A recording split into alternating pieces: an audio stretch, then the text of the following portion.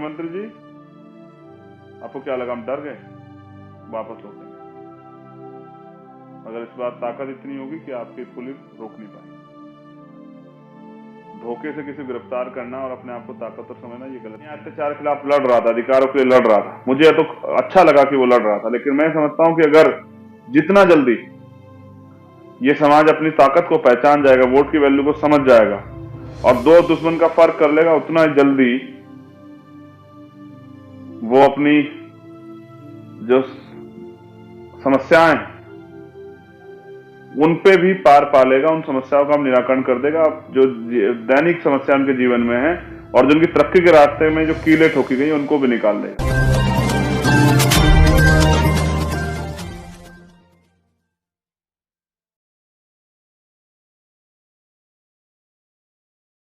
और स्पेशली जैसे मैंने नौजवानों का जोश देखा, बहुजन समाज में पिछड़े वर्ग के लोग नौजवानों को पिछड़े वर्ग के नौजवानों को मैंने जोश देखा इस आंदोलन में, उससे स्पष्ट हो गया है कि पिछड़े आने वाला वक्त जो है ना वो बहुजनों का है। डॉक्टर अंबेडकर कहते हैं कि जाओ अपनी घर की दीवारों पर लिख दो, हम इस देश के शासक हैं और हमें इस देश का शासक बनना। ये बात डॉक्टर अंबेडकर ने तब कही जब हमारे घरों पे दीवारें भी नहीं थी, लेकिन एक सपना था उनका, एक विजन था कि एक समय आएगा हम लोग इस देश में शासक बनेंगे। और नौजवानों से भी मैं कहना चाहता हूं कि हम आंदोलन दोबारा करेंगे और मजबूत आंदोलन करेंगे, इतना मजबूत आंदोलन करेंगे जैसे कल आपके आंदोलन ने भाजपा के मध्य प्रदेश के जो शासनकाल सत्ता की ताबूत में कील ठोकने का काम किया। आने वाला जो आंदोलन है वो इनको सत्ता से बेदखल करने का काम करेगा। वो आंदोलन जिसको दमन से रोकने का प्रयास किया गया, कल पूरे मध्य प्रदेश में जो माहौल था, हर वो जिले के बॉर्डर को जो है सील किया गया, पुलिस लगा के हमारे कार्यकर्ताओं को पहले डिटेन किया गया, फिर बाकी कार्यकर्ताओं को रोका गया, फिर कार्यकर्ताओं लाठीचार्ज किया गया। इस अपमान का बदला भाजपा आरएसएस के जो सरकार के लोग उनसे हम जरूर लेंगे, लेकिन हम ये संवैधानिक तरीके से लेंगे। मैंने कल एक हैशटैग भी देखा, रात में आके मुझे मेरे साथियों ने दिखाया, जिसमें कुछ सरकार के लोग चला रहे चंद्रशेखर आजाद पे राशु का लगाओ। तो मैं कह रहा हूं आइए, स्वागत है ना आपका। अगर पिछड़े वर्ग के हितों की रक्षा के लिए लड़ते मुझे मेरे ऊपर राशु का लगती है तो मैं स्वागत करूंगा, क्योंकि मैं मान्यवर काशीराम साहब को अपना नेता मानने वाला व्यक्ति, महामना रामसू वर्मा, बाबू जगदेव प्रसाद कुशवाहा, जननायक कपूरी ठाकुर, प्यारे लल्लू यादव, प्यारे रामास्वामी नायकर को अपना आदर्श मानने वाला छत्रपति साहू जी महाराज और राष्ट्रीय ज्योतिबा फुले को अपना आदर्श मानने वाला चंद्रशेखर आजाद, मान्यवर काशीराम साहब और डॉक्टर बाबा साहब अम्बेडकर को आदर्श मानने वाला चंद्रशेखर आजाद, अगर वो जो बहुजन समाज बनाना चाहता है, अगर उस बहुजन समाज बनाने की लड़ाई में, संघर्ष में मुझे मेरी जान चली जाती है या मुझे राशु का लग जाती है, मेरे ऊपर और कोई धारा लग जाती है, मुझे जेल हो जाती है, तो ये मेरे लिए गर्व का विषय। मैं क्रांतिकारी हूं, नेता नहीं। नेताओं को डर लगता है जेल से, नेताओं को डर लगता है मुकदमों से। ना मुझे सरकार से डर लगता, ना मुकदमों से डर लगता, ना इनकी सीबीआई ईडी इनकम टैक्स से डर लगता, और ना ही मुझे हथकड़ियों से डर लगता। मैं तो समझता हूँ एक क्रांतिकारी के लिए गहना होती है हथकड़ियां। तो इस बार तो मैं शिवराज सिंह जी से कहूंगा कि दीवारें ऊंची कराओ और जेल बड़ी करा लो। इस बार जब हम आंदोलन करेंगे तो भोपाल में जगह कम पड़ जाएगी, क्योंकि हमारी संख्या बहुत है। 90% बहुजन समाज के लोग रहते हैं मध्य प्रदेश में, जिनके पास शासन सत्ता होनी चाहिए थी, जो खुद देने वाले समाज होते, जो प्रदेश में वंचित वर्ग के लिए नीतियां बना रहे होते, वो समाज कल सड़कों पे अन्याय अत्याचार के खिलाफ लड़ रहा था, अधिकारों के लिए लड़ रहा था। मुझे तो अच्छा लगा कि वो लड़ रहा था, लेकिन मैं समझता हूं कि अगर जितना जल्दी ये समाज अपनी ताकत को पहचान जाएगा, वोट की वैल्यू को समझ जाएगा और दो दुश्मन का फर्क कर लेगा, उतना जल्दी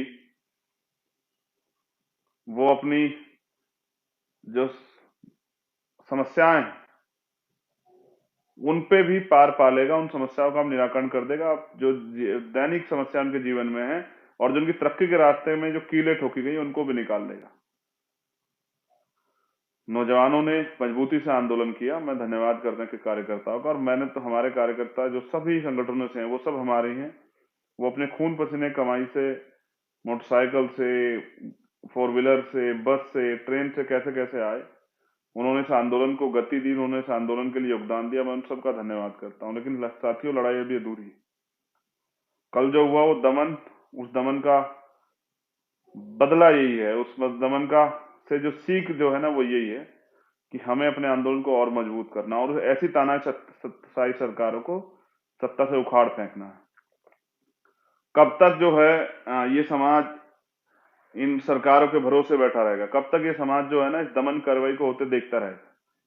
नेमावर से हमारी बहन भारती जो है वो चली है नेमावर की यात्रा, नेमावर से न्याय यात्रा लेके, उनको भी मेरा समर्थन है। मैं गया था नेमावर और सरकार को अब झुकना पड़ा, सीबीआई जांच के ऑर्डर करने पड़े। लेकिन आप देखिए कि जहां न्याय के लिए सीबीआई के न्याय के लिए यात्रा निकालनी पड़े, आंदोलन करने पड़े, सड़कें जाम करनी पड़े, सभाएं करनी पड़े, तो समझिए वो सरकार कितने निकम्मी। तो शिवराज सिंह जी, आपने हमारी गाड़ियां तोड़ी लेकिन हमारे हौसले नहीं तोड़ सकते। आपकी पुलिस हमें लाठियों से पीट सकती है, हमें अपमानित कर सकती है, लेकिन हमारे संकल्प को कमजोर नहीं कर सकती है। आपने जो सोचा था ना कि बहुजन कल इकट्ठा नहीं होंगे, बहुजन तो इकट्ठा हो चुके, आपको एहसास नहीं, आपकी जमीन से रख रही है। गांव गांव में इस बात की चर्चा है कि ये सरकार पिछड़ा और दलित और आदिवासी विरोधी है।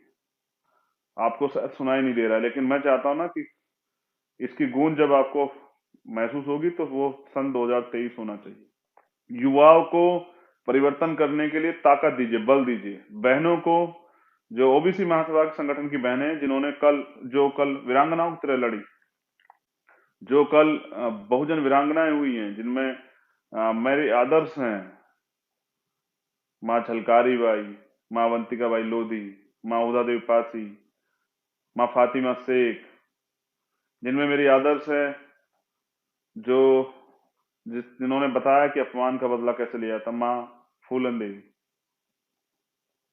मैं उन तमाम बहनों से भी कहना चाहता हूं कि सड़कों से जो आंदोलन कल आपने शुरू किया उसको गांव गांव तक लेके जाना है। इस जालिम सरकार को बताना है कि हम जिनको कल अपमानित करके मध्य प्रदेश में आंदोलन करने रोका गया, उनमें कितना दम है। मैं उन वीरांगनाओं को धन्यवाद भी देता हूं कि वो घर से निकल के इस आंदोलन को लड़ने का काम किए। लेकिन मैं नौजवानों से फिर कहना चाहता हूं कि मध्य प्रदेश परिवर्तन मांग रहा है। ये सरकारें मिलकर आपके अधिकारों को ऐसे छीनने का प्रयास करती रहेंगी। ये सरकारें आपके अधिकारों से आपको वंचित रखने का काम करेंगे। अगर आपको हक चाहिए तो उसके लिए आपको लड़ना होगा। और ये लोकतंत्र में लड़ाई वोट से लड़ी जाती है। तो मैं फिर कहूंगा कि जब भी आप दोबारा आंदोलन करेंगे, मेरा पूरा सहयोग रहेगा। लेकिन मेरी कल ये भी समझ में आया कि सरकार आंदोलन का सामना नहीं कर सकती, ये हमारे लोगों के सामने टिक नहीं सकती है।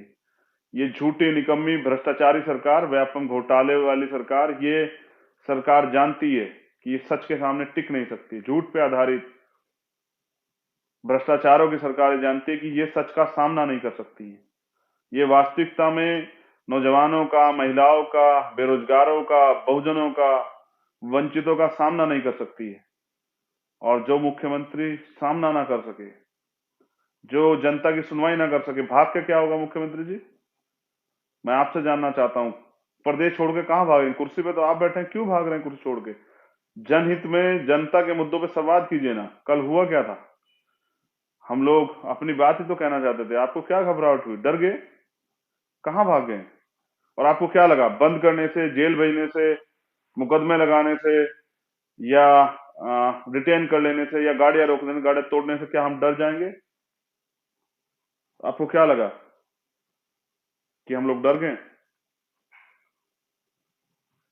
आपको क्या लगा हम लोग भाग जाएंगे? आपको क्या लगा कि हम लोग दोबारा नहीं लौटेंगे? आपको क्या लगा कि आप हमारे अधिकार डकार जाओगे और हम चुपचाप बैठे रहेंगे? आपको क्या लगा कि हम कौन लोग हैं?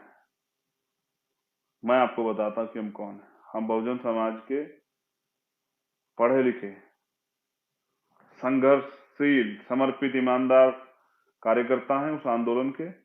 और हम वो लोग हैं जो इस देश में शासक वर्ग के लोग हैं। और हम वो लोग हैं जो अपने अधिकारों के प्रति जागरूक हैं और जो समाज को जागरूक कर रहे हैं। हम भागेंगे नहीं, हम भगाएंगे। मैं वापस लौटूंगा। इस आंदोलन को मजबूत करने, अपने भाइयों के हाथ पकड़ने। मुझे दुख है कि कल आपको लाठियां लगी, मुझे दुख है कल आपकी गाड़ियां तोड़ी गई। मैं वहां के अधिकारियों से बात करूंगा, हिसाब तो देना पड़ेगा। अपराध चाहे पुलिस करे या आम आदमी, मुकदमे भी दर्ज होंगे और वो लोग वो हर्जाना भी भरेंगे, मेरा वादा। ये कानूनी लड़ाई भी लड़ी जाएगी। मैं तो जिस तरह से कल वहां फोन जब्त किए गए, मुझे ऐसा भी लगता है कि मेरे एक घटना याद आई जो यलगार परिषद के लोगों के साथ हुई थी, कि जबरदस्ती उनके फोन में, उनके लैपटॉप में से कुछ झूठे मैसेज किए गए, कुछ सॉफ्टवेयर फिट किए गए। मुझे तो ऐसा भी लगता है कि भारतीय जनता पार्टी के लोगों ने कुछ ऐसी साजिशें भी की गई होंगी पुलिस के द्वारा सहयोग लेके। लेकिन हम पढ़े लिखे लोग हैं, हम समझते हैं आपकी सारी चालों को। अब जैसे जैसे हम बहुजन एकता को हम बनाने का काम करेंगे, ये हमारे लोगों में आपसे टकराव कराने का काम करेंगे, कुछ हमारे लोगों को तोड़ने का काम करेंगे, विभिन्न संगठनों में हमें झगड़ा कराने का काम करेंगे। हमें सचेत रहना। मुख्यमंत्री जी, आपको क्या लगा हम डर गए? वापस लौटेंगे। अगर इस बार ताकत इतनी होगी कि आपकी पुलिस रोक नहीं पाएगी। धोखे से किसी गिरफ्तार करना और अपने आप को ताकतवर समझना, ये गलतफहमी है।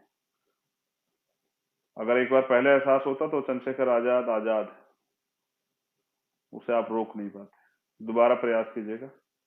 इस बार कह के आऊंगा, बता के आऊंगा, मौका दे के आऊंगा। जय भीम, जय भारत। मेरा चैनल, आपका चैनल, समाज का चैनल, देश का चैनल NV News 24/7 को आप लाइक करें, सब्सक्राइब करें और ज्यादा से ज्यादा इसकी वीडियो को शेयर करें ताकि हर खबर को मैं आप तक आसानी से पहुंचा सकूं।